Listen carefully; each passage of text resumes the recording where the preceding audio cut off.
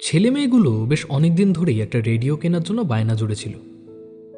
গেল মঙ্গলবার দেখি গিন্নিও সেই একই প্রস্তাবই মৃদু আর্জি জানাচ্ছে। আমাদের পাড়ার ভবানীচরণ শিশু শিক্ষা নিকেতনের গণিতের মাস্টারমশাই ললিত মোহনবাবুর বাড়ির একমাত্র রেডিওতে নাকি ঘোষণা হচ্ছে মহালয়ার পূর্ণ লগ্নে মহিষাসুর মর্দিনীর আবির্ভাব ঘটবে প্রতিটি ঘরে ঠিক ভোর 4টে। এখন গিন্নির মন্তব্য এই যে অত ভোরে লোকের বাড়িতে রেডিও শুনতে যাওয়া একান্তই নির্লজ্জতা হয়ে যাবে কিনা, তাই যদি একখানা রেডিও বাড়িতে এনে বসানো যায়। গতকাল আপিস ফেরত, তাই নিয়েই এলাম একখানা বিলিতি রেডিও। সত্যি বলতে কি, এই মন্দার বাজারে 21 টাকা খরচ করে একখানা রেডিও কেনা অন্যায্য বিলাসিতারই নামমাত্র। কিন্তু আজ ব্রহ্ম লগ্নে যে অপূর্ব শিল্পী শৈলী দিয়ে মাতৃপক্ষের আবহন করা হলো, তার মূল্য টাকায় বিচার করা চলে না। শিল্পের সঙ্গে ধর্মের এক সার্থক পরিণয় ঘটল আজ। আমি আগেও দেখেছি, মনের ভেতরটা যখন কোনো একটা বিশেষ অনুভূতিতে আবেগকাতর হয়ে থাকে, তখন আমার সবচেয়ে বেশি কিশোরীকে মনে পড়ে। আজও তেমনই। বিকেল 5টার দিকে আপিস ছুটির পর আপিসেরই বাইরে রাস্তার উপর দাঁড়িয়ে আছি, দেখি রাস্তার উল্টো পাড় থেকে আমারই দিকে এগিয়ে আসছে কিশোরী। এটাকে কি বলা উচিত আমার? সমাপতন নাকি টেলিপ্যাথি? আরে কিশোরী, তোমার কথাই ভাবছিলাম। তা এই পথে এই সময়? ওই রয়্যাল এম্পায়ার থেকে একবেলার জন্য একটা রেডিও ভাড়া করে নিয়ে গিয়েছিলাম গতকাল। আজ তাই ফেরত দিতে এসেছি। মেসে সবাই মিলে ঠিক করলো রেডিও ভাড়া করে মহিষাসুর মর্দিনীর সম্প্রচার শোনা। সেই হিড়িকেই নিয়ে গিয়েছিলাম। ভালোই করেছো ভাড়া নিয়ে। অমন একটা অনুষ্ঠান না শুনতে পারলে আফসোস করতে হতো। আমি তো সুলেখা থেকে একখানা বিলিতি সেট কিনে ফেলেছি ঝোঁকের মাথায়। সে যাক, এখন তাহলে কোন দিকে যাব? কাজ তো কিছু নেই, যেখানে হোক সময় কাটানো নিয়ে কথা। চলো তাহলে ঠাকুরমশাইয়ের বাড়ির দিকেই নাই যাই। ঠিকই বলেছ, তাই চলো। তারা বিশেষ নেই, আর তাছাড়া এমন তো কিছু পথও নেই। হাঁটতে হাঁটতে পৌঁছলাম মডলেনের সামনে। কিন্তু কি আশ্চর্য, গলির মুখের দোকানই আজ দোকান খোলেনি দেখছি। গত 1 বছর এমনটা একদিনও হয়নি যে পাসিং শো ছাড়াই আমরা তারানাথের বাড়িতে গেছি। কি করব, খালি হাতে তো আর যাওয়া যায় না। তাই খানিকটা পিছিয়ে গেলাম। এক জায়গায় সাইনবোর্ডে নাম লেখা মা তারা মণিহারি। সেই দোকান থেকে আমি 1 বাক্স পাসিং শো আর কিশোরী 1 গাছা চুলের ফিতে, 1 শেশি কুমকুম আর 1 শেশি আলতা কিনে তারপর গিয়ে তারানাথের দরজায় কড়া নাড়লাম। 2 বার কড়া নাড়তেই চারি এসে দরজা খুলে দিল।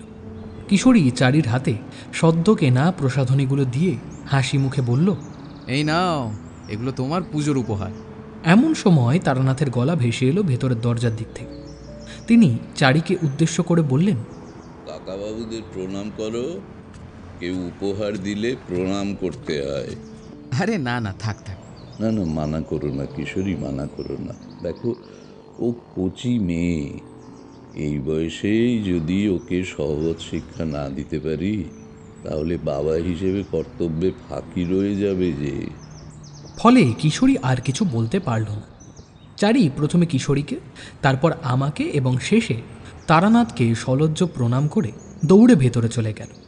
তারানাথ তক্তপোষের উপর বসে তাকিয়াটা কোলে টেনে নিয়ে বলল, চারিমা আমার গরিবের ঘরের সোনার প্রতিমা।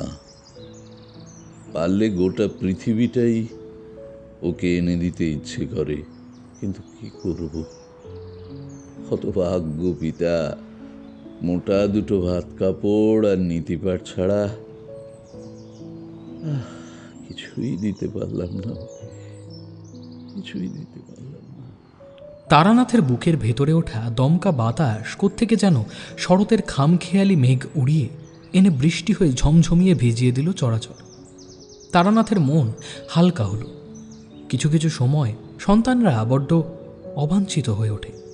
মিনিট কয়েক নীরবতা ভেঙে আমি প্রথম প্রসঙ্গ বদলে বললাম, আজ ঠাকুরমশাই কি বলবো আপনাকে, বিশ্বের ইতিহাসে এক অবিস্মরণীয় ঘটনা ঘটে গেল। বলো কি হে, কি এমন ঘটল? আমি ওনার জন্য আনা সিগারেটের বাক্সটা ওনার দিকে এগিয়ে দিয়ে বললাম, রেডিওতে আজ ভোর 4টের সময় মহিষাসুর মর্দিনী সম্প্রচার হলো তো। মহিষাসুর মর্দিনী? মহিষাসুর মর্দিনী মানে তো দেবী দশভুজা। তো সম্প্রচারিত হয়েছে বলতে কিরকম? অতি উৎসাহী হয়ে কিশোরী এর উত্তর দিল। সেটা কীরকম জানেন, প্রথমেই না খুব সুন্দর গান দিয়ে একটা অনুষ্ঠান শুরু হলো। এরকম গান আগে কখনো শুনিনি আমি। বাবা, একদম গায়ে যেন কাঁটা দিয়ে উঠল। তো সেই গান শুনে, মানে গানটা ইয়া চণ্ডী, তার পরের কথাগুলো অবশ্য আর মনে নেই। তারপর সেই গান শেষ হতেই দেবী দুর্গার মহিষাসুরকে বধ করার আখ্যান পাঠ করে শোনালো। মধ্যে মধ্যে অবশ্য আরও অনেক গান ছিল। শেষে একটা অনবদ্য চণ্ডীপাঠ। পাঠক চণ্ডীপাঠ করতে করতে ভাবে এত আবিষ্ট হয়ে গেছে যেন নিজেই কেঁদে ফেলেছিলেন। ফলে শ্রোতাদের মধ্যেও সেই ভাবাবেগ ছড়িয়ে পড়েছিল আর কি। হ্যাঁ ঠাকুরমশাই, কিশোরী ঠিকই বলেছে জানেন তো। অথচ শুনলে অবাক হবেন। ওরকম উৎকৃষ্ট চণ্ডীপাঠ করলেন যিনি, তিনি একজন অব্রাহ্মণ, নাম বীরেন্দ্রকৃষ্ণ ভদ্র। তার কণ্ঠেই যেন প্রকৃত রূপে দেবীর প্রাণ প্রতিষ্ঠা হয়েছে। এই জিনিস আসলে মুখে বলে বোঝানোর নয়, নিজেকে প্রত্যক্ষ করতে হয়, তবেই বোঝা সম্ভব। তোমাদের চোখে মুখে যে ভাব ফুটে উঠেছে তাকে অনুধাবন করেই শিল্পকর্ম প্রত্যক্ষ না করা সত্ত্বেও শিল্পীর প্রতি শ্রদ্ধা আমি অনুভব করছি বই কি। আর তাছাড়া শিল্প ও ঈশ্বর প্রেম তো হলো একই মুদ্রার দুটো আলাদা পিঠ। তাদের অভিমুখ আলাদা বটে, তবে অবিচ্ছিন্ন নয়। ভালো করে খেয়াল করলেই দেখবে যেখানেই ঈশ্বর সেখানেই শিল্পীর শিল্প প্রতিফলিত হচ্ছে। সেটা কীরকম? এই যেমন ধরো মন্ত্র, জানো তো শব্দই ব্রহ্ম। তাই শব্দের সঠিক প্রয়োগ করলেই গোটা বিশ্বকে অবধি বশীভূত করতে পারবে। আর কেবলমাত্র এই যুক্তিকে মাথায় রেখেই তৈরি করা হয়েছিল মহাশক্তিশালী এক একটা শ্লোক বা মন্ত্র। এতে শিল্পীর কাব্যগুণে ঐশ্বরিক শক্তি এসে ধরা দেয় সাধকের কাছে। আবার যেমন ধরো সঙ্গীত, কথিত আছে আষাঢ়ী পূর্ণিমায় নিখুঁত মেঘমাল্লারির সুর বাঁধতে পারলে স্বয়ং দেবী সরস্বতী এসে সাধককে দেখা দেন। এছাড়াও কত রকম নৃত্যগীত আছে যেগুলো ছাড়া বিশেষ বিশেষ কিছু উপাসনাই অসম্পূর্ণ গণ্য করা হয়। তারপর ধরো সেই কোন সুদূর অতীত থেকে চলে আসছে এক একটা রীতি। আবার দেবালয়ের এক একটা প্রাচীর যেন শিল্পের এক একটা গোটা ব্রহ্মাণ্ড। অব্রাহ্মণ হয়েও নিখুঁত চণ্ডীপাঠ করার উদাহরণ সত্যিই বিরল। কিন্তু একেবারে ইতিহাসের পাতায় এটা অনুপস্থিত সেটা বলা যাবে না। তার মানে আপনি বলতে চাইছেন যে অব্রাহ্মণ হয়েও এর আগেও কেউ না কেউ চণ্ডীপাঠ করেছেন? না, ঠিক চণ্ডীপাঠ নয়, এ খানিক আলাদা ব্যাপার। আচ্ছা বেশ, তাহলে বলি সে অভিজ্ঞতার কথা। এমন শোনো। খালি চায়ের পেয়ালাটা হাত থেকে নাবিয়ে রেখে একখানা পাসিং শো ধরিয়ে ধোঁয়ার কুণ্ডলির ভেতর থেকে তারানাথ বলতে আরম্ভ করল।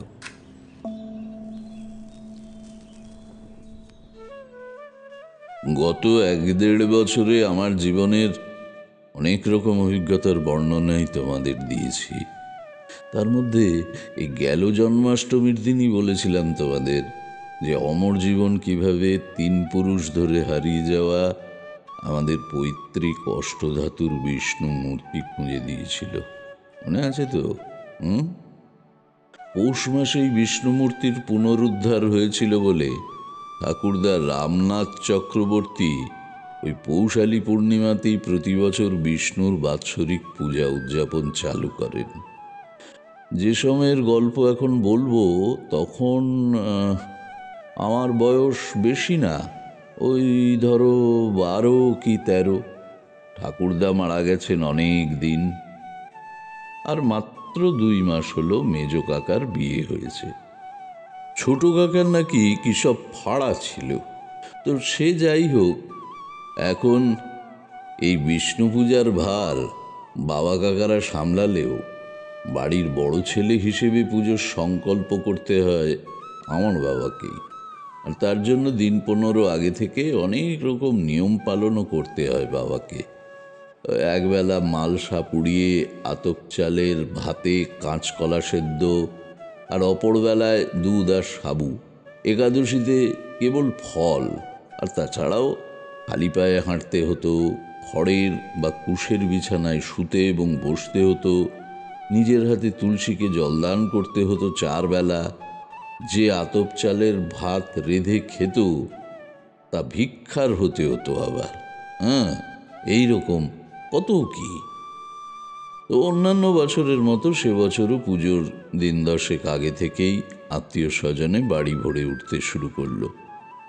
সকলে কিন্তু বেশ আনন্দ করেই হই হুল্লোড় করে কাটাচ্ছিল। কিন্তু এই যারা যারা এসছিল তাদের সবাইকে যে আমি সঠিকভাবে চিনি তা কিন্তু না।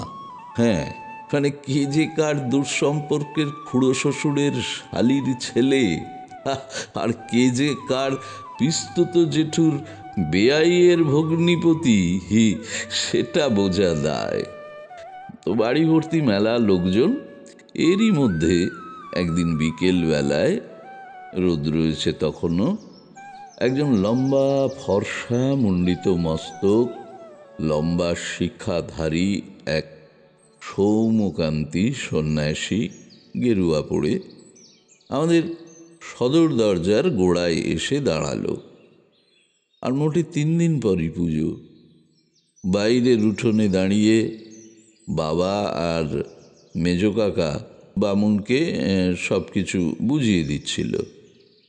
ঠিক সেই সময়তেই মুন্ডিত মস্তক সন্ন্যাসী এসে দাঁড়ালো।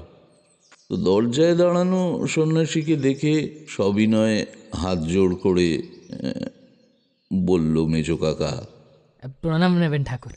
আসুন, ভেতরে আসুন। আপনি আমাদের চৌকাটে এসেছেন, দুটো জল বাতাসা গ্রহণ করবেন। আসুন, কোনো অসুবিধা হবে না। আমরা সাত্ত্বিক ব্রাহ্মণ বংশ। আসুন আসুন ঠাকুর, আসুন। বাড়ির বাকি সদস্যরা সব ভিতর বাড়িতে যে যার মতো বিশ্রাম নিচ্ছিল একটু। মেজ কাকা বাইরের উঠোন থেকে ডাক দিলেন, এ আছিস? বাড়ির গিন্নিদের খবর দে, ব্রাহ্মণ সন্ন্যাসী এসেছেন ঘরে। খবর পেয়ে মা কাকিমারা সকলে বেরিয়ে এসে গলায় আঁচল দিয়ে সন্ন্যাসীকে প্রণাম করল। মা পেতলের ঘটি থেকে জল ঢেলে সন্ন্যাসীর পা ধুইয়ে দিলেন। বাবা আপ্যায়ন করে তাকে ভেতর বাড়ির দালানে নিয়ে গিয়ে নিজের হাতে জলচৌকি পেতে বসতে দিলেন। সন্ন্যাসী এতই স্বল্পভাষী যে স্মিত হাসি ছাড়া তার মুখে আর কিছুই দেখা বা শোনা গেল না। মেজ কাকিমা একখানা রূপোর রেকাবিতে করে কিছু মরশুমি ফল, কিছু মিষ্টি আর খানিকটা খই মুড়কি সাজিয়ে এনে সন্ন্যাসীর সামনে রাখল। আমার মা সেই সঙ্গে এক বাটি গরম দুধও নিয়ে এলো। এত সব ব্যঞ্জন দেখে সন্ন্যাসী এবার প্রথম কথা বলল, কি মিষ্টি, অথচ গম্ভীর সেই স্বর আজও আমার কানে বাজে, যেন স্বর্গ থেকে হওয়া আকাশবাণী। এত কিছু আমি কি করে এখন সেবা করব মায়েরা? দুপুর বেলায় তো কত কি সেবা করলাম, এখন আমি এত কিছু সেবা করতেই পারবো না। মাগো, আমায় খালি একখানা বাতাসা তুলে দাও। মেজ কাকিমাকে উদ্দেশ্য করে বলল সন্ন্যাসী। কাকিমা নিজে হাতে দুখানি বাতাসা রেকাবি থেকে তুলে সন্ন্যাসীর হাতে দিল। সেই বাতাসা সন্ন্যাসী হাতে নিয়ে আমার দিকে তাকিয়ে বললেন, খোকা, আমাকে দুটো তুলসী পত্র এনে দেবে? আমি এতক্ষণ বাবার পিছনে দাঁড়িয়েছিলাম। সন্ন্যাসীর কথা শুনে ছুটে গিয়ে তুলসী বেদি থেকে খান্দুই তুলসী পাতা তুলে নিয়ে এসে সন্ন্যাসীর হাতে দিলাম। দেখলাম সন্ন্যাসী প্রথমে বাতাসার উপরে তুলসী পাতা রেখে তারপর তাকে কপালে ঠেকিয়ে নমঃ শিবায় নমঃ বলে বাতাসা মুখে পড়ল। তো বাবা এই দেখে একটু ইতস্তত করে বললেন, ঠাকুর, আপনাকে দেখে কিন্তু মনে হয় না আপনি শৈব। আপনার বেশভূষা কিন্তু একেবারে বৈষ্ণবদের মতন। আমি আসলে কোনো নির্দিষ্ট মার্গে দীক্ষিত নই, তবে হ্যাঁ, মহাদেবের ধ্যান করি যখনই সুযোগ পাই। আর এই বেশভূষা আমার ভালো লাগে বলেই ধারণ করি। আপনি এখনো দীক্ষা নেননি, অথচ এভাবে সন্ন্যাসের ব্রহ্মচর্য পালন করছেন। কি মুশকিল, কি মুশকিল! আপনি যে দেখছি চেহারা দেখে মার্গ বিচার করে ফেলেন। আমি ব্রহ্মচারী এটা আপনি কেবল অনুমানই করলেন মাত্র, অথচ দেখুন আমি গুরুতরভাবে সংসারী। আমার ঘরণী আছে বই কি। ও তা বেশ, তা বেশ। দেখলাম বাবার চোখ মুখ থেকে সন্ন্যাসীর প্রতি ভক্তিভাব কেটে গিয়ে একটা তাচ্ছিল্যের ভাব ফুটে উঠেছে।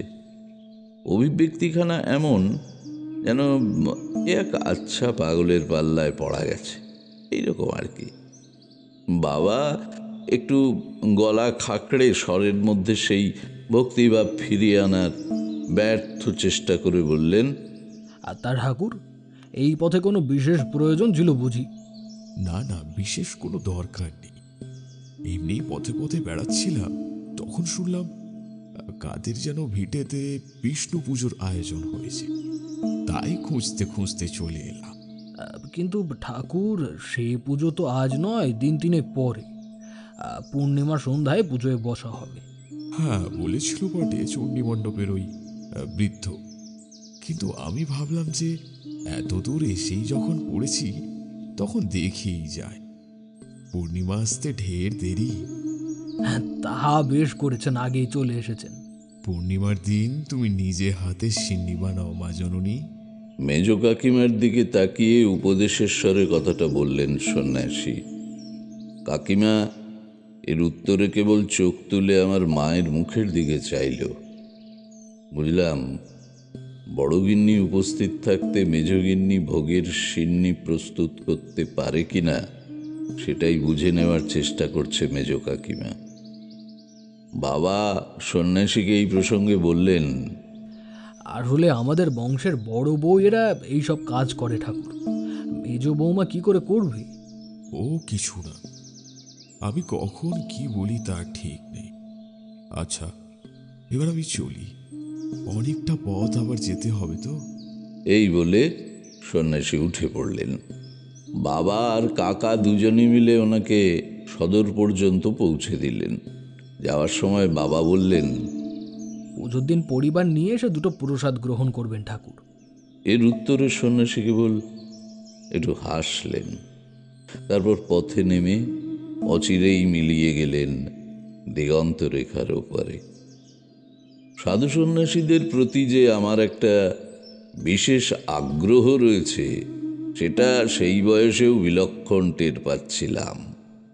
বাবা কাকা যে ওনাকে একজন খ্যাপা পাগলা ছাড়া আর কিছুই ভাবেননি এটা নিশ্চিত, কিন্তু আমার একবারও ওনাকে অস্বাভাবিক মনেই হয়নি, বরং যুক্তিটা সঠিক বলেই মনে হয়েছে। নির্দিষ্ট বিধান মেনেই সকলকে চলতে হবে এমন কী বা মানে আছে? অত কচি বয়সেও সন্ন্যাসীর কথা আমার মনে দাগ কেটে বসে যায়। যদিও তখনও অমরজীবন নামক ব্যক্তিত্বের সঙ্গে আমার কোনো রকম পরিচয় হয়নি বলে সন্ন্যাসীকেই আমার অদ্বিতীয় বলে মনে হয়েছিল। তো যাই হোক, ঘুরছি ফিরছি, খাচ্ছি দাচ্ছি, আর মনে মনে ভাবছি আসবে তো পুজোর দিনে সন্ন্যাসী ঠাকুর, আবার আসবে তো। তো এইভাবে নানা আয়োজন আর অতিথিদের ওই নিত্য আনাগোনার মধ্যে দিয়ে আরও 1.5খানা দিন ভালোই পেরিয়ে গেছে। কিন্তু গোলটা বাঁধল শুক্লা চতুর্দশীর দিনে গভীর রাতে। বাড়ি ভর্তি লোকজনকে খাওয়া দাওয়া করিয়ে বাড়ির গিন্নিরা সকলেই খেতে বসলেও মেজ কাকিমা কিন্তু বসলেন না। সকলে খাওয়ার জন্য অনুরোধ করায় মেজ কাকিমা জানালেন, শরীরটা একদম ভালো লাগছে না গো, খেতে মোটে ইচ্ছে করছে নে। এই বলে মেজ কাকিমা ঘরে শুতে চলে গেলেন। খাওয়া শেষ হতেই মা মেজ কাকিমার ঘরে এক বাটি গরম দুধ চাপা দিয়ে রেখে এলো। ওই বয়সে আমি শুতাম ঠাকুমার ঘরে। তখন অত রাত আমি জানি না। সমস্ত দিন ধরে গুরুপাক ভোজন হয়েছে, ফলে পেটের কামড়ে ঘুমটা আচমকা ভেঙে গেল। ভয় ডর আমার কোনো কালেই তেমন ছিল না ধাতে, তাই ঠাকুমাকে আর বিরক্ত না করে একাই বিছানা থেকে উঠে বাইরে বেরোলাম। আমার দেশের বাড়িতে শৌচালয় ছিল বাড়ির একেবারে পেছন দিকে, একদম ওই পশ্চিম সীমানায়। এই কদিন বাড়ির যত এঁটো আর উচ্ছিষ্ট খাবার দাবার, কলাপাতা, শালপাতা, সবজির খোসা ইত্যাদির আবর্জনা স্তূপ করা হচ্ছে শৌচালয়ের পিছন দিকে, ফলে সেই দিকে একটা উৎকট দুর্গন্ধও তৈরি হচ্ছে। তো বাবা বলেছেন এসব আবর্জনা বাড়ির কাজ মিটলে আগুনে পুড়িয়ে ফেলা হবে। তো যাই হোক, শৌচালয়ের কাছে পৌঁছতেই কেমন যেন একটা খচমচ খচমচ শব্দ কানে এলো। শেয়াল কুকুর ভেবে প্রথমটা আমলই দিইনি। প্রকৃতি দেবতাকে তুষ্ট করাই তখন আমার প্রধান লক্ষ্য। কিন্তু বললে কি হবে, দ্বিতীয়বার যখন খচমচ শব্দটা এলো ওই আবর্জনার স্তূপের দিক থেকে, তখন স্পষ্ট শুনতে পেলাম একজোড়া শাখা পলার টুংটাং শব্দ। ওই বাড়িতে মা কাকিমার হাতে সবসময় বাজতে শুনি ওই শব্দ, কাজে আমার চিনতে ভুল হতেই পারে না। কৌতূহলটা দমন করতে পারলাম না, বুঝলে। পায়ে পায়ে এগিয়ে গেলাম শব্দের দিক অনুসরণ করে। শব্দটা এখনো অবিরাম হচ্ছে। শৌচালয়ের দেওয়াল ঘেঁষে যতটা সম্ভব নিজেকে আড়াল করে মুখ বাড়িয়ে যে দৃশ্যটা দেখলাম, তাতে আমি ওইখানেই দাঁড়িয়ে দাঁড়িয়ে বমি করে ফেললাম।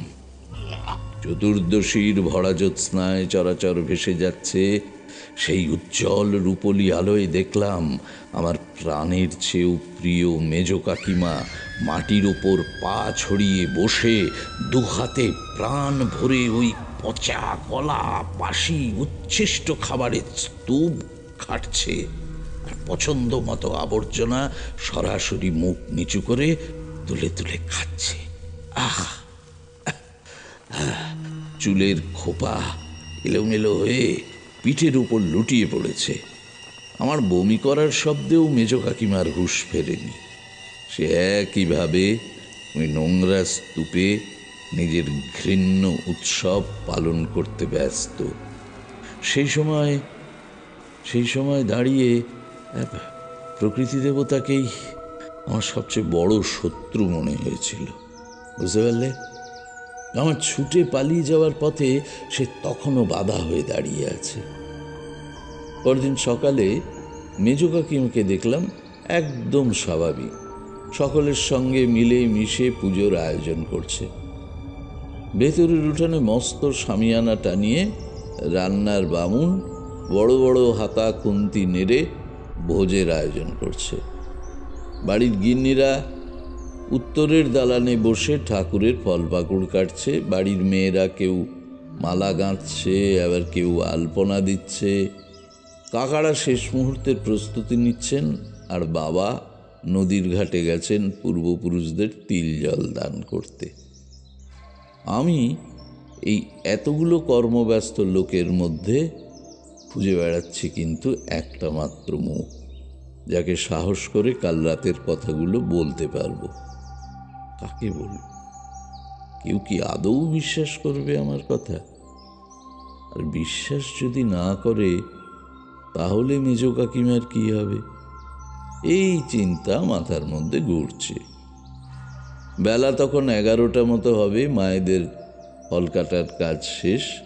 তো দেখলাম মেজ কাকিমা নিজের হাতে দুধ সাবু কলা মেখে মাকে খেতে দিয়ে বলল, এ নাও দিদি ভাই, এটা একটু খেয়ে নাও, বেলা বাড়ছে, এরপর তো পিঠতে পড়ে যাবে। অন্য সময় হলে মেজ কাকিমার এই কথা শুনে আমার ওকে করুণাময়ী দেবী বলে মনে হতো নিশ্চিত, কিন্তু এখন এই মুহূর্তে আমার ওকে সাক্ষাৎ প্রেতিনী বলে মনে হলো। মেজ কাকিমা বরাবরই শ্যামবর্ণ, মুখের আদল অত্যন্ত মধুর, আর তার উপর একঢাল ঘন কালো চুল। মোট কথা, পাড়া গায়ের বধূ সাধারণত যেমনটা হয়, সে তার চেয়ে অনেক উৎকৃষ্ট। কিন্তু এখন এই দিনের বেলায় ঝকঝকে রোদে আমি স্পষ্ট দেখতে পাচ্ছি মেজ কাকিমার গায়ের রং এখন আর শ্যামবর্ণ নেই, উনুনের পোড়া কাঠের মতো হয়ে গেছে। তার উপর যে মুখের আদলকে আমার গতকাল অবধিও মধুর বলে মনে হতো, সেই মুখের আদল এখন যেন কেমন ঈষৎ ছুঁচল বলে মনে হচ্ছে।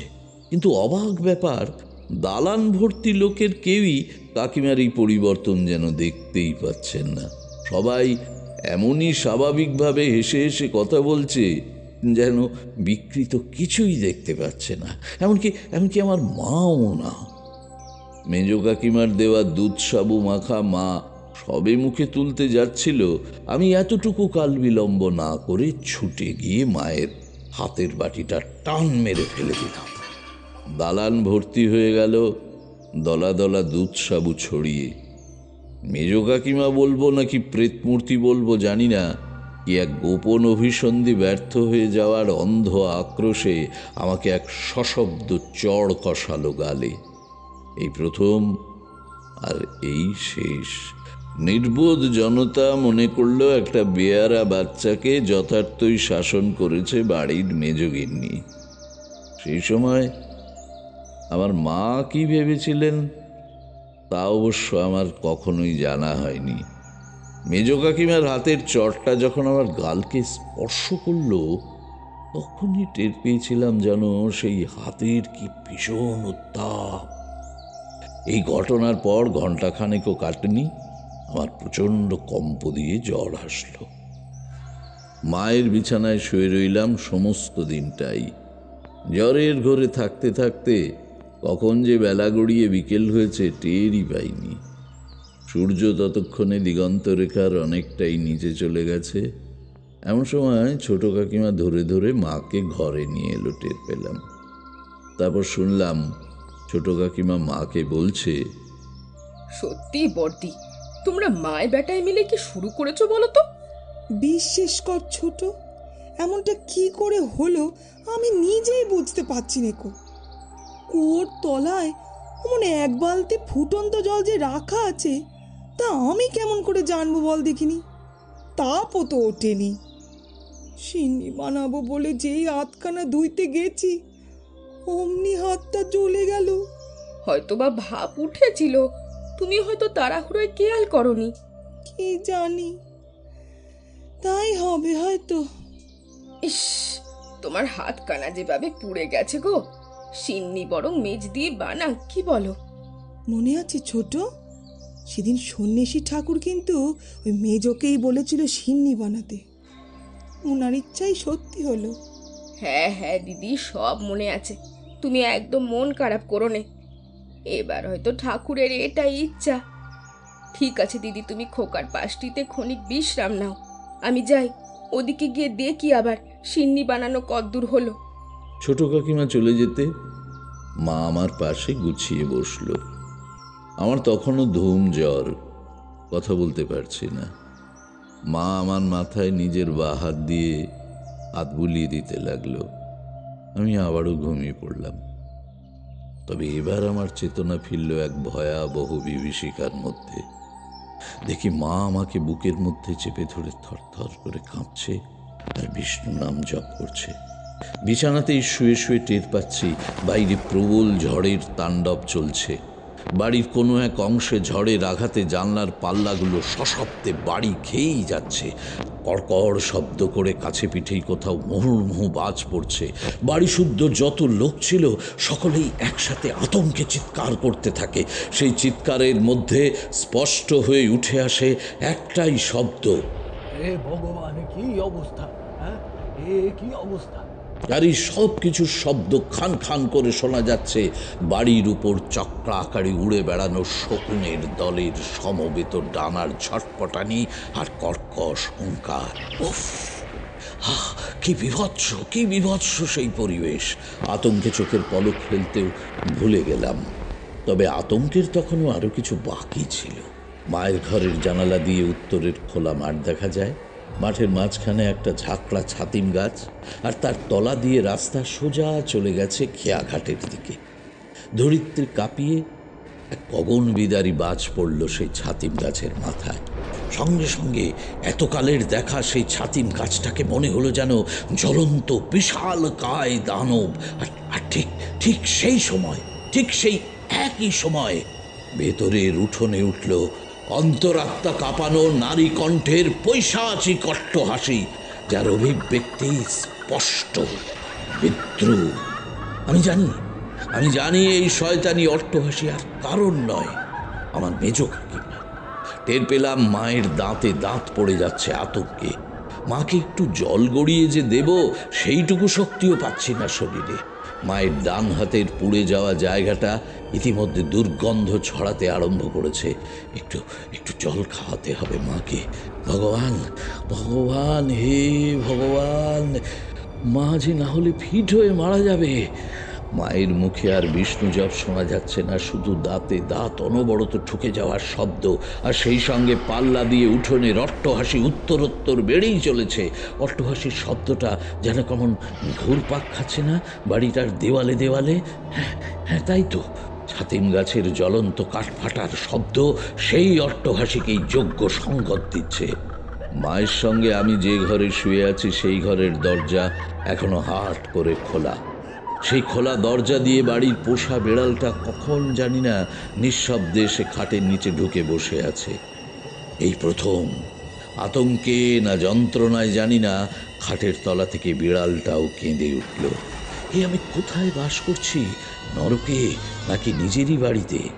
পৃথিবী যেন রসাতলে চলে যাবে, এরকম সব অশনি শব্দের মধ্যেই পৃথিবী যেন ডুবে গেছে। মনে মনে ঈশ্বরকে ধন্যবাদ দিলাম যে ভাগ্যি সেই নরক আমাকে সচক্ষে দর্শন করতে হচ্ছে না, বিছানায় শুয়ে শুয়ে কেবলই শুনছি। কিন্তু আমার মায়ের কি হবে? ঠিক কতক্ষণ পর জানি না খেয়াল করলাম সমস্ত কিছু শান্ত হয়ে গেছে। কেবল উঠোন থেকে একটা জান্তব গর্জন ভেসে আসছে, যেন একটা খ্যাপা নেকড়েকে কেউ শেকল দিয়ে বেঁধে রেখেছে। আমার মায়েরও দাঁতে দাঁত পড়ার শব্দ থেমে গেছে। সেই জায়গায় শুরু হয়েছে একটা জলধারার শব্দ। ঘরের ভেতর কোনো আলোর উৎস নেই, তাও আন্দাজে টের পেলাম কেউ নিশ্চয়ই মাকে ঘটি করে জল খাওয়াচ্ছে। মাকে জল খাইয়ে আগন্তুক ঘটি নামিয়ে রাখল। তারপর আমার আজ্ঞাচক্র স্পর্শ করে দৃপ্ত অথচ মিষ্টি কণ্ঠে উচ্চারণ করল এক ভীষণ মন্ত্র, যাকে বড় হয়ে আমি চিনেছি মহামৃত্যুঞ্জয় নামে। ওম ত্রয়ম্বকম যজামহে সুগন্ধিম পুষ্টিবর্ধনম উর্বারক্রমিব বন্ধনম মৃত্যুর মুক্ষ্যামৃতাৎ। আমি চিনেছি এই গলার স্বর। সন্ন্যাসী এসেছেন।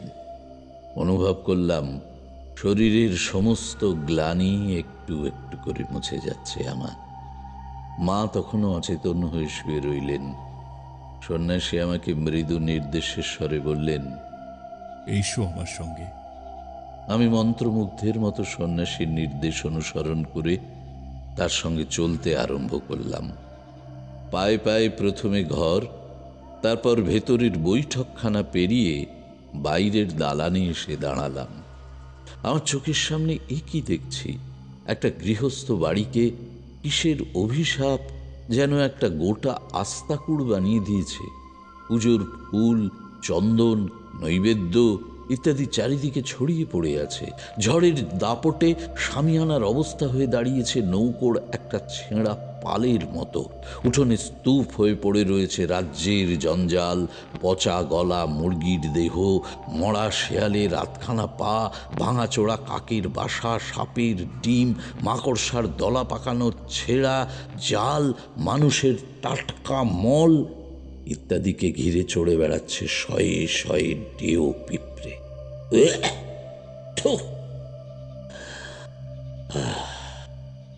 আর মেজ কাকিমা এইসবের মাঝখানে ডান পা ছড়িয়ে এবং বাম পা মুড়ে দয়ের মতো করে বসে আছে। গায়ের রং এখন ঘোর অমাবস্যার অন্ধকারের মতো, মুখটা কোনো এক নোংরা পশুর মতো ছুঁচল, যেখান থেকে বেরিয়ে রয়েছে একজোড়া তীক্ষ্ণ দাঁত। চোখ দুটোয় তারা নেই, কেবল দুটো ধকধকে লাল গর্ত। চুল এলিয়ে মাথা বাম দিকে কাত করে হেলিয়ে সে বসে আছে। ভাবখানা এমন যেন কেউ তার হাত পা দুটো অদৃশ্য বাঁধনে বেঁধে রেখেছে। মেজ কাকিমা থেকে থেকে হাত দুটোকে সেই অদৃশ্য বাঁধন থেকে মুক্ত করার জন্য ছিটকে ছিটকে উঠছে। যতবারই হাত পা ছুটছে ততবারই সেই তালে মায়াবী শব্দ তৈরি হচ্ছে তার হাতের চুড়িতে আর পায়ের নুপুরে। বসে বসে মেজ কাকিমা একটা অদ্ভুত জান্তব গর্জন করছে। এই অভিব্যক্তি সম্পূর্ণ বিপরীত তার চরিত্রে, আর্ত এবং অসহায়। কোনো মহিলাই এখন এই মুহূর্তে বাইরে নেই, শুধুমাত্র মেজ কাকিমা বাদে।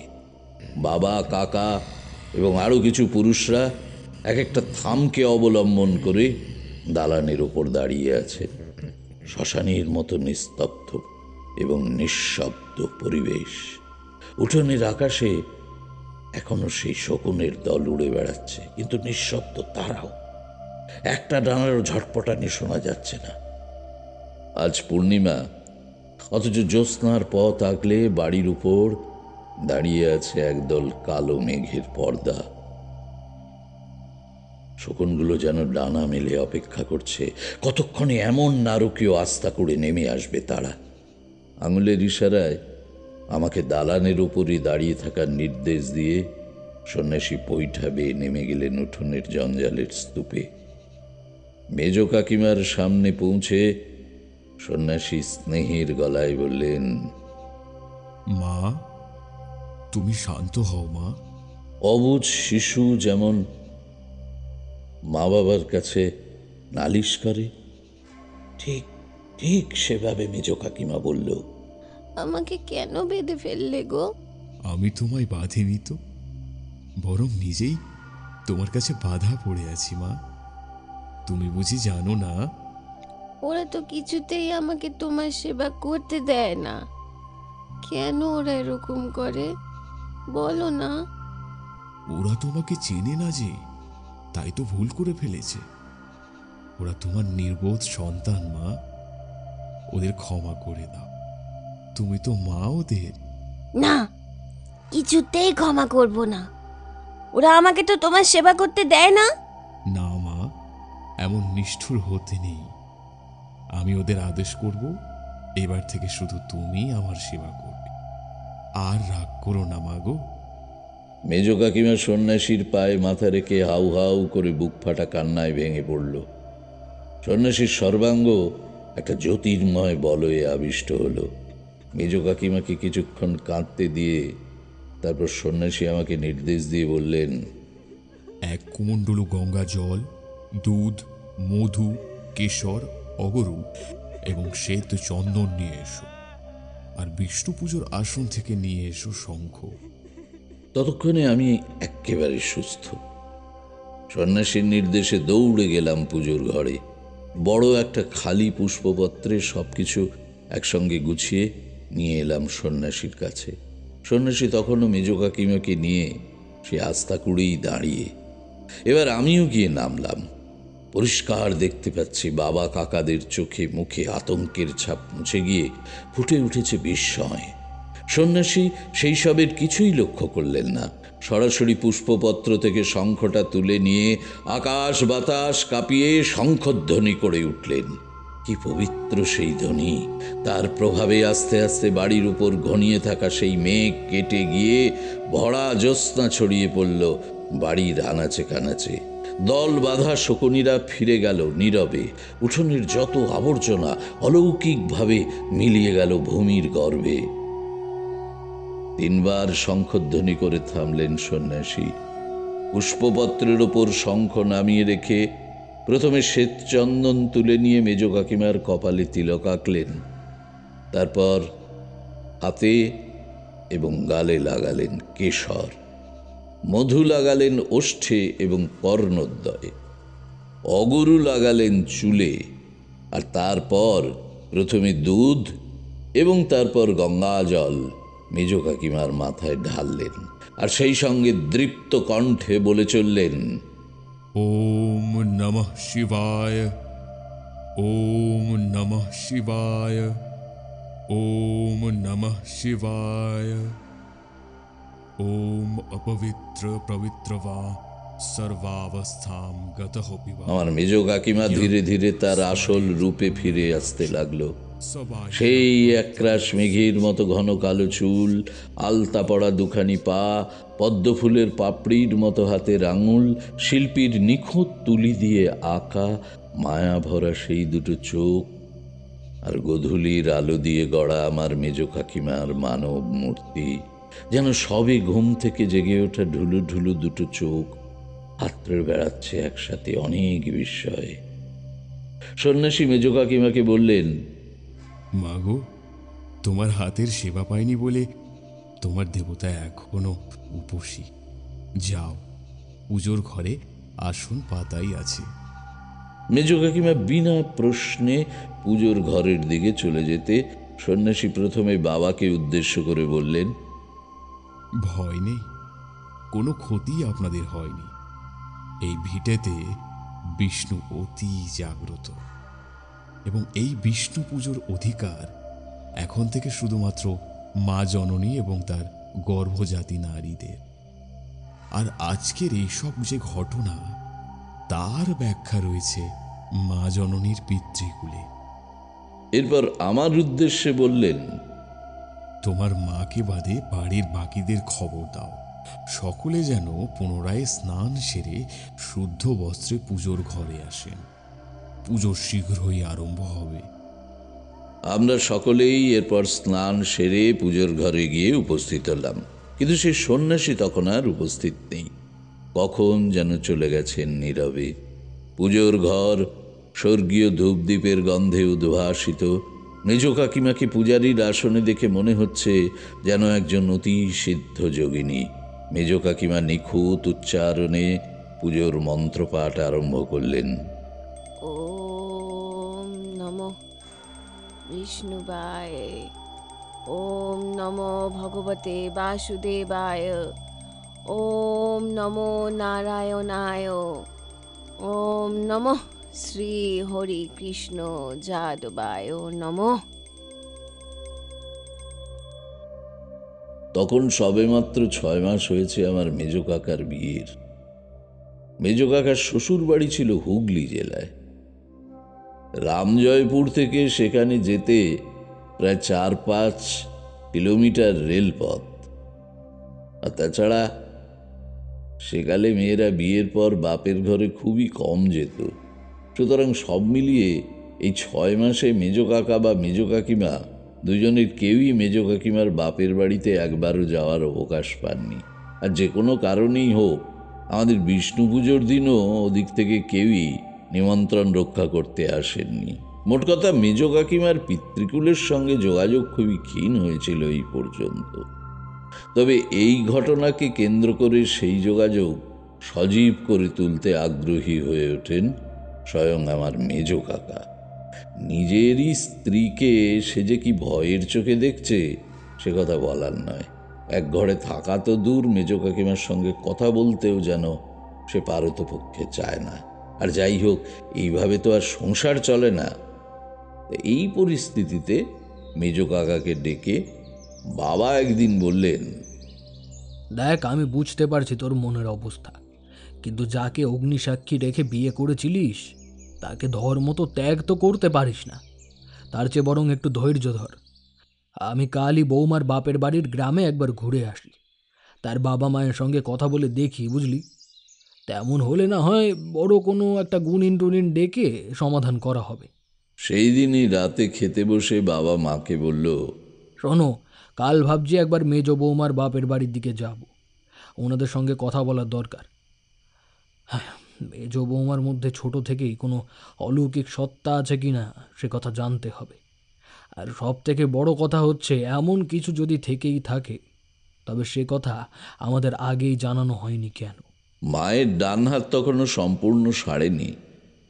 মা বা হাত নেড়ে পাখার বাতাস করতে করতে বাবাকে বলল, মেয়েটার ওপর বড্ড মায়া পড়ে গেছিল গো। কি মায়া ভরা গলায় ডাকতো সকলকে। তুমি একটু চেষ্টা করে দেখো না, মৃদু ঠাকুরপোর সংসারটা যদি একটু গুছিয়ে দিতে পারো। বেচারার মুখের দিকে আর চাওয়া যায় না কো। একটু ডাল দাও তো, ভাবছি খোকাকে নিয়ে যাই সঙ্গে। এই পুরো পরিবেশটার মধ্যে একমাত্র ওকেই দেখে মনে একটু সাহস পাচ্ছি। যাই হোক, কাল ভোর ভোর রওনা দেবো। তোমরা সব সাবধানে থাকবে, বুঝলে? আর খেয়াল রাখবে সন্ন্যাসীর কথা মতন মেজ বৌমাই যেন বিষ্ণু পুজো করে, ওর পুজোয় যেন ব্যাঘাত না ঘটে। অগত্যা পরদিন অর্থাৎ পুজোর 3 দিন পর কাকডাকা ভোরে বাবার সাথে বেরিয়ে পড়লাম। অনেকখানি পথ। প্রথমে রেলে উত্তরপাড়া যেতে হবে, তারপর সেখান থেকে খেয়া পার করে বিনোদকাটি গ্রাম। মেজ কাকিমার বাপের বাড়িতে আমার এই প্রথম যাওয়া।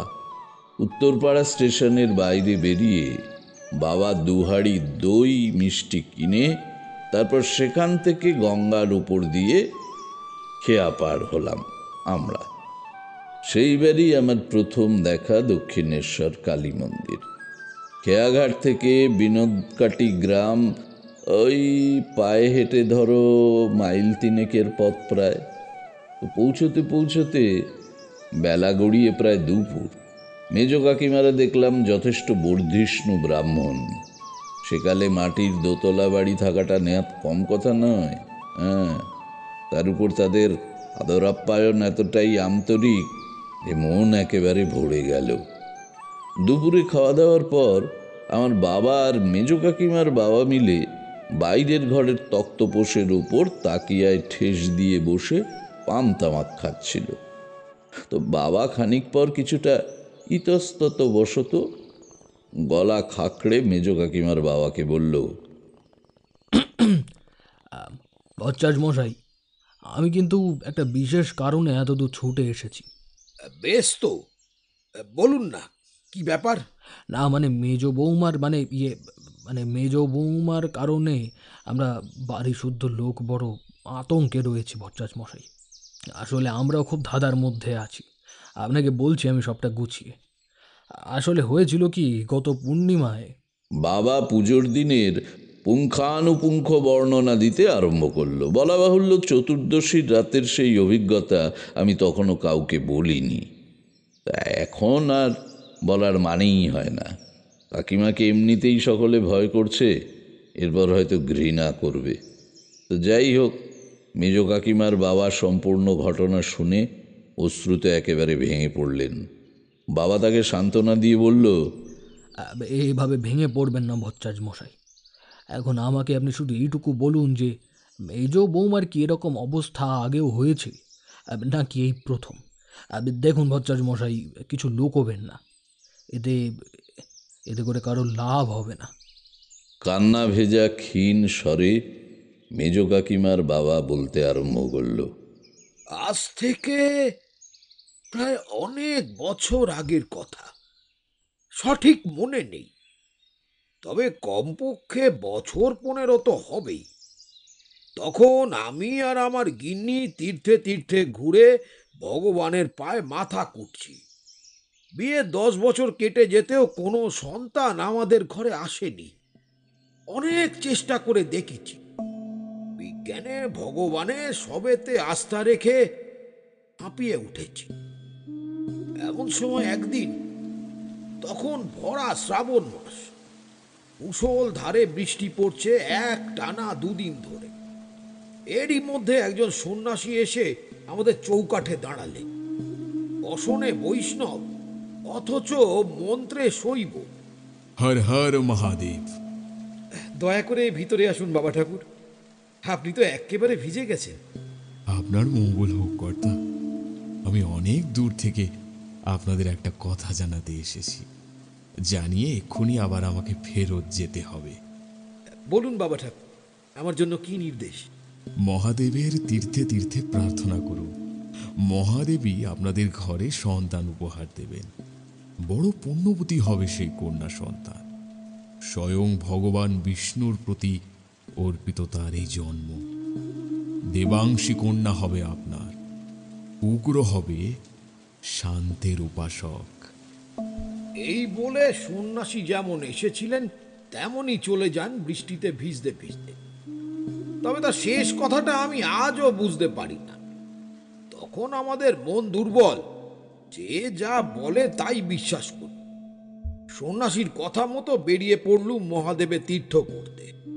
এদিক সেদিক ঘুরে অজস্র মন্দিরে প্রার্থনা জানিয়ে অবশেষে 3 মাসের মাথায় আমরা গিয়ে পৌঁছই কাশী বিশ্বনাথের দরজায়। তখন আমরা কাশীতে আছি প্রায় 10 দিন। এই 10 দিনের প্রতিদিনই ভোরে ঠিক সূর্যোদয়ের মুহূর্তে আমার গিন্নি একাই গিয়ে গঙ্গায় ডুব দিয়ে স্নান সেরে ভিজে কাপড়েই কাশীনাথের মাথায় জল ঢালতে যায়। এমনই একদিন হলো কি, আমার গিন্নি স্নান করবে বলে পৈঠা বেয়েই জলে নামছিল। আচমকা পরনের কাপড় বিশ্রীভাবে পায়ে জড়িয়ে যায়। বলে আমার গিন্নি আর টাল সামলাতে পারে না, ঠিক উড়ে যাবেই। এমন সময় কে যেন পিছন থেকে শক্ত করে তার আঁচলখানা চেপে ধরে। সেই সুযোগে গিন্নি দেহের টাল সামলে নেয় এবং তারপর পিছন ফিরে দেখে একটা ছোট 2.5 কি 3 বছর বয়সী মেয়ে, হাঁটু অবধি ভাঁজ করা ডুরে একখানা শাড়ি পরা, কোঁকড়া কোঁকড়া লম্বা চুল। সে দাঁড়িয়ে দাঁড়িয়ে মিটিমিটি করে তার পিছনে হাসছে। সেই সময় ঘাটে আরো অনেক লোক যাতায়াত করছিল। তার মধ্যে থেকে একজন খানিকটা দূর থেকে বলে উঠলেন, মা ওরে নাম কি জিজ্ঞেস করছে? ওর নাম তো ভগবতী। ওর 3 কুলে তো কেউ নেই। সেই ভগবতী আজ আমাদের বাড়ির মেজ বৌমা। আর গিন্নি ভগবতীকে পেয়ে মাতৃত্বে সব স্বাদ পূরণ করেছে। সেই প্রথম থেকেই মা আমার নিজের হাতে আমাদের বাড়ির নারায়ণ সেবা করত। কিন্তু অস্বাভাবিক কোনো কিছুই তো কোনোদিন ঘটতে দেখিনি। আমি এতটুকুই জানি চক্রবর্তী মশাই, এর থেকে বেশি কিছু আমার জানা নেই। এরপরে যা সিদ্ধান্ত নেবেন, আপনাদের যা বিধান দেবেন, মা আমার তাই মেনে নেবে। ভট্টাচার্য মশাই, ভরসা রাখুন, ওদের সংসারটা বাঁচানোর আপ্রাণ চেষ্টা করব। এমন সময় মেজ কাকিমার মা ঘরে ঢুকলেন।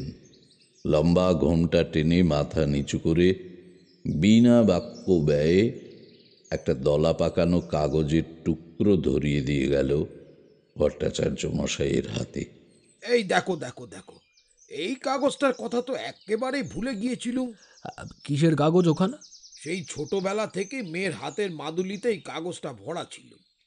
বিয়ের সময় মাদুলিটা খুলে রাখে ওর মা। এই কাগজটায় যা লেখা আছে তার অর্থ আমি বুঝি না। কই দেখি একবার, কোনো গুরু মন্ত্র বুঝি? দেখি দেখি। নিদ্রাহীনা ক্ষেত্রে পালে ভীষণ শোভিতা, তৃতীয় দেহের শক্তি রূপে অনাথিনীর মা, যজ্ঞবেদী আহুতি চায় মিথুন উপাচার, নিকষ পথে আগমনের যাত্রা শুরু তার, গুরু যুগল এক আকাশে মিললে পথের বাঁকে, চতুর্দশী শুক্লা রাতি চিনিয়ে দেবে তাকে। প্রথমে জোরে এবং তারপরে আরও বেশ কয়েকবার খুব মনোযোগ দিয়ে বিড়বিড় করে লেখাটা পাঠ করেন বাবা। খানিকক্ষণ পর লেখাটার একখানা নকল তৈরি করে ভট্টাচার্য মশাইকে বললেন, দেখুন, এই লেখাটা আমি রাখছি। এর ব্যাখ্যা অনুসন্ধান করলে নিশ্চয়ই গুরুত্বপূর্ণ কিছু পাওয়া যাবে মেজ বৌমার ব্যাপারে। আশ্চর্যের বিষয় কি জানো, মেজ কাকিমার বাড়ির থেকে ফিরে বাবা এই সব কথা বেমালুম চেপে যান। তিনি আমাকে একদিন ডেকে বললেন, শোনো খোকা, মেজ বৌমার জন্ম বৃত্তান্ত সম্পর্কে যা কিছু জেনেছ তা ভুলে যাওয়াই ভালো। মানুষের জন্ম তার নিজের নিয়ন্ত্রণে ঘটে না। সে নিজে নির্ধারণ করতে পারে না সে কোন পরিবারে জন্মাবে। ঈশ্বর যার জন্য যেখানে লিখে রেখেছেন তাকে সেখানেই জন্ম নিতে হয়। এবার কথা হচ্ছে, মেজ বৌমার আসল জন্ম পরিচয় যখন জানাই গেল না, তখন সেই অজ্ঞাত বিষয়টা নিয়ে বেশি নাড়াঘাটা না করাই ভালো। তাছাড়া সমাজে আমাদেরও তো একটা সম্মান আছে। কোনো অজ্ঞাত কুলশীলা আমাদের বংশের বিষ্ণুমূর্তি নিজে হাতে পুজো করছে, এই কথা রটে গেলে সমাজে পতিত হতে হবে। তাছাড়াও ভেবে দেখো, মেজ বৌমাকে ভয় পাওয়ার আসল কোনো কারণ নেই। যে মানুষ বিষ্ণুর এত বড় ভক্ত সে কখনই ক্ষতিকারক হতে পারে না। ভুল তো আমাদেরই, কিছু অকারণ সংস্কারের বশে ভগবানের কাছ থেকে ভক্তকে দূরে সরিয়ে দিচ্ছিলাম। চিন্তা করো না, সব ঠিক হয়ে যাবে। তোমার মেজো কাকাকে যা বলার আমি বুঝিয়ে বলবো। যাও, মেজো কাকাকে একবার ডেকে দাও দেখি। বলো আমি ডেকে পাঠিয়েছি। তারানাথের বাচন ভঙ্গিমার ইতিসূচক দীর্ঘশ্বাস দেখে বুঝলাম গল্প এখানেই শেষ। কিশোরীও বোধ করি বুঝছিল, তাই সে তড়িঘড়ি বলল, এ বাবা, এখানেই গল্প শেষ? কেমন যেন অসম্পূর্ণ হয়ে রয়ে গেল না? ঠিকই বলেছ। দীর্ঘ 50টি বছর ধরে এই গল্প অসম্পূর্ণই থেকে গিয়েছিল। আমাদের পরিবার ছিল সাত্ত্বিক ব্রাহ্মণ বংশ। মেজ কাকিমার আসল পরিচয় আন্দাজ করাও তাদের পরিধির বাইরে ছিল। আমিও সেই সব ঘটনার কথা প্রায় ভুলতেই বসেছিলাম। তো হঠাৎ হলো কি, বছর 3 আগে একবার দেশের বাড়িতে যেতে হয়েছিল জমি জমার ব্যাপারে। তখনই বাবার সমস্ত জরুরি কাগজের দিস্তার ভেতর থেকে খুঁজে পেয়ে যাই সেই ছড়ার নকল লেখা কাগজটা। সফল সাধক হতে পারিনি বটে, তবে সাধনার পথ আমায় জ্ঞানের পথে কিন্তু বহু দূর নিয়ে গিয়েছে। ছোটবেলায় যে ছড়াটা শুনে আকাশ কুসুম মনে হয়েছিল, এবার সেটাকে এমন সহজ বলে মনে হলো যে সেখানে দাঁড়িয়ে দাঁড়িয়েই সমাধান করে ফেললাম মেজ কাকিমার আসল পরিচয়ের রহস্য। কি বলছেন? সমাধান হয়ে গেল? যদি অসুবিধা না থাকে তাহলে আমাদের বলুন না। না, অসুবিধে আর কি। সেই বংশের গরিমা আর তো নেই, আর তার গৌরবও নেই। সর্বোপরি মেজ কাকিমাই আর নেই। তো সে যা হোক, ওই ছড়াটা আসলে ছিল বুঝলে একটা ধাঁধা। হ্যাঁ, কেউ সম্ভবত মেজ কাকিমার আসল জন্মদাতা পিতা বা মাতাই ওই ধাঁধাটা তৈরি করে মাদুলিতে ভরে ছেলেবেলায় তাকে পড়িয়ে পথে ছেড়ে দিয়ে গেছে। এটা আমার অনুমান আর কি।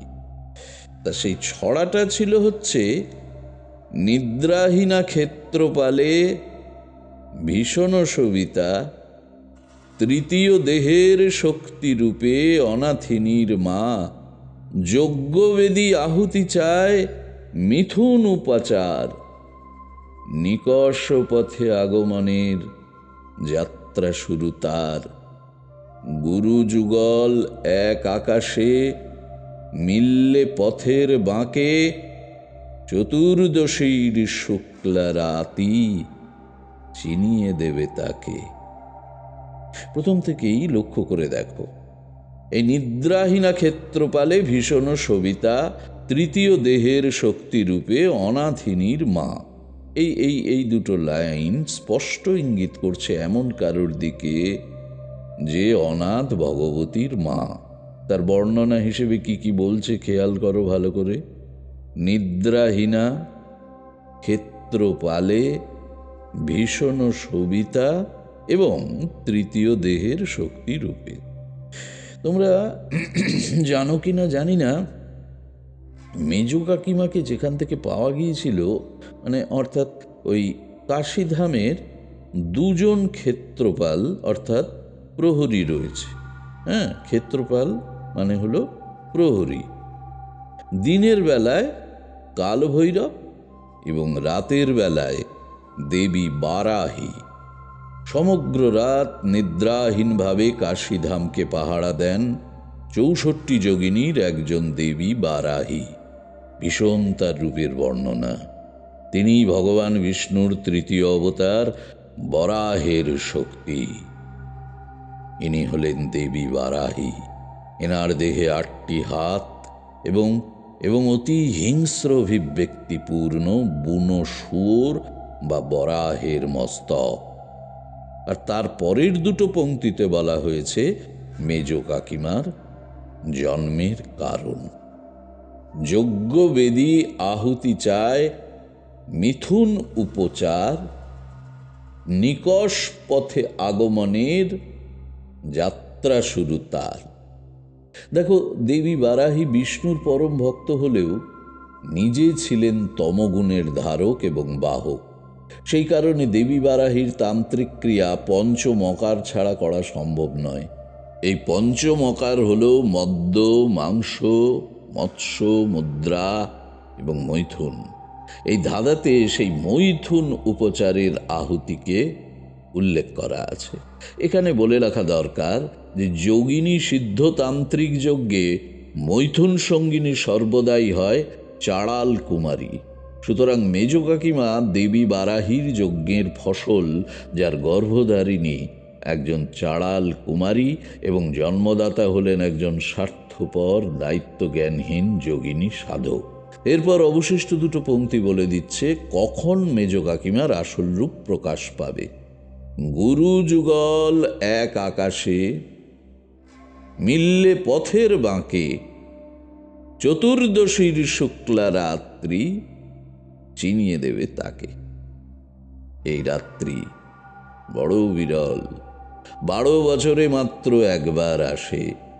এমন এক শুক্লা চতুর্দশীর রাত যখন দেবগুরু বৃহস্পতি এবং দৈত্যগুরু শুক্রাচার্য সমরেখায় আকাশে বিরাজ করবে।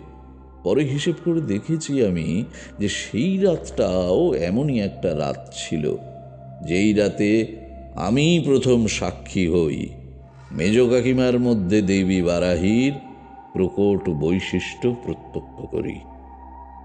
সেই বছর পূর্ণকুম্ভযোগও পালিত হয়।